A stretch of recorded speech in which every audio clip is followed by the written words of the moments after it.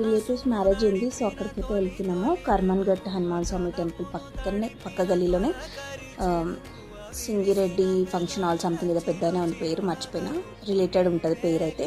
So first అయితే అందరం వెళ్ళేసి రెడీ అయ్యి ఫోటోలు వీడియోలు అన్నీ చేసుకున్నాం. అక్కడ పెళ్ళికొడుకు దగ్గర కూడా వెళ్ళి ఫోటోలు వీడియోలు తీసేసినాక ఫుడ్ అయితే తిన్నాము. మొత్తం వెజ్జే.